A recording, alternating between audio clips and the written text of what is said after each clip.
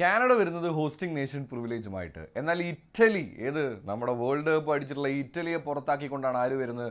Bosnia വരുന്നത്. അപ്പോൾ അതുകൊണ്ട് തന്നെ ഈ മത്സരം കനക്കും എന്നുള്ള കാര്യത്തിൽ ഒരു സംശയം ഉണ്ടായിരുന്നില്ല. എന്തായാലും ആ മത്സരത്തിലെ 3 പോയിന്റുകളാണ് നമ്മൾ സംസാരിക്കാനായിട്ട് പോകുന്നത്. സോ നമ്മുടെ കാര്യപരിപാടികൾ ഇഷ്ടമാണെന്നുണ്ടെങ്കിൽ ഒന്ന് കൂടെ കൂടുക, യൂട്യൂബിലാണെങ്കിലും ഇൻസ്റ്റയിലാണെന്നുണ്ടെങ്കിലും കൂടെ കൂടുക എന്ന് ഉറപ്പിച്ചുകൊണ്ട് കാര്യത്തിലേക്ക് കിടക്കുകയാണ്. ഒന്നാമത്തെ പോയിന്റ് എന്ന് പറയുന്നത് ഞാൻ നേരത്തെ പറഞ്ഞ പോലെ തന്നെ ഹോസ്റ്റിംഗ് നേഷൻ ആണ് അല്ലേ. കംപ്ലീറ്റ് സപ്പോർട്ടും ആർക്കാണ് കിടക്കുന്നത്? കാനഡയ്ക്ക് തന്നെയാണ് കിടക്കുന്നത്. പക്ഷേ നിങ്ങൾക്ക് എപ്പോഴെങ്കിലും എടുത്ത് നോക്കിയിട്ടുണ്ടോ എന്നറിയില്ല, 2 വേൾഡ് കപ്പുകൾ അവർ കളിച്ചിട്ടുണ്ട്. അവർക്ക് ഇന്ന് വരേക്കും ഒരു വിജയവും നേടാൻ സാധിച്ചിട്ടില്ല എന്നുള്ളതാണ് വേൾഡ് കപ്പിൽ.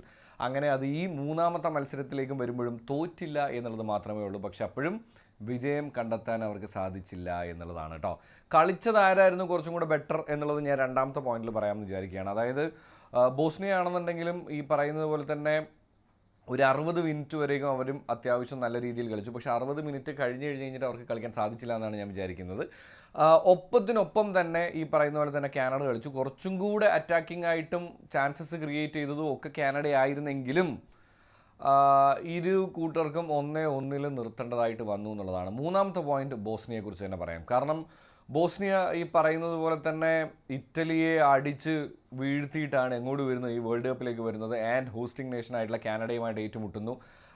ഇതിൽ ആദ്യം ഒരു 60 മിനിറ്റ് വരേക്കും ഞാൻ അവരിൽ കുറേ പോസിറ്റീവായിട്ടുള്ള കാര്യങ്ങൾ കണ്ടെങ്കിലും അത് കഴിഞ്ഞിട്ട് എനിക്ക് തോന്നിയൊരു കാര്യം, കോച്ചിന് പറ്റിപ്പോയൊരു മിസ്റ്റേക്കായിട്ട് തോന്നിയത്, അപ്പുറത്ത് കാനഡ ചെയ്ത പോസിറ്റീവ് കാര്യം എന്ന് പറയുന്നത് സബ്സ്റ്റിറ്റ്യൂഷനാണ്. ഇപ്പുറത്ത് വന്നത് സബ്സ്റ്റിറ്റ്യൂഷൻസിൽ ശരിയായില്ല എന്നെനിക്ക് തോന്നി. കാരണം ഡിഫൻസിലായാലും മിഡിലായാലും ബോസ്നിയയുടെ പ്ലെയേഴ്സ് കുറച്ചധികം നമ്മൾ പറയില്ലേ കിതയ്ക്കുന്നതായിട്ട് ഫീൽ ചെയ്യുന്നുണ്ടായിരുന്നു. എന്ന് വെച്ച് കഴിഞ്ഞാൽ അവരെ കൊണ്ട് ഓടി അങ്ങോട്ട് എത്താൻ പറ്റുന്നില്ല, പലപ്പോഴും ബോൾ കയ്യിൽ നിന്നൊക്കെ പോകുന്നുണ്ടായിരുന്നു. എന്തായാലും മത്സരം 1-1 അവസാനിച്ചു. എൻ്റെയറായിട്ട് നോക്കുകയാണെന്നുണ്ടെങ്കിൽ എന്തായാലും ഒരു ചുവന്ന കടലിൻ്റെ ഇടയിൽ കൂടെ തന്നെയാണ് മത്സരം നടന്നത്. കാനഡയ്ക്ക് തന്നെയായിരുന്നു സപ്പോർട്ട് കൂടുതൽ. സ്വാഭാവികമായിട്ടും ഹോസ്റ്റിംഗ് നേഷൻ ആണല്ലോ, അവർക്കായിരിക്കുമല്ലോ സപ്പോർട്ട് കൂടുതൽ.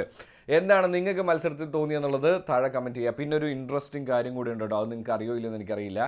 കഴിഞ്ഞ 2 പ്രാവശ്യം കാനഡ വേൾഡ് കപ്പ് കളിച്ചിട്ടുണ്ട്. ഒന്ന് 1986, രണ്ടെന്ന് പറയുന്നത് 2022. ഈ 2 പ്രാവശ്യവും ജയിച്ചത് ആരാണെന്നറിയോ? ആരാണ്? അത് നിങ്ങൾ അറിഞ്ഞു വെച്ചോ. അങ്ങനെയാണെന്നുണ്ടെങ്കിൽ 2026 കാനഡ കളിക്കുന്നുണ്ട്. അവർ തന്നെ ജയിക്കുമോ? കമൻറ്റ് കറോ. അപ്പോൾ ചിൽ കുപ്പിച്ചിൽ.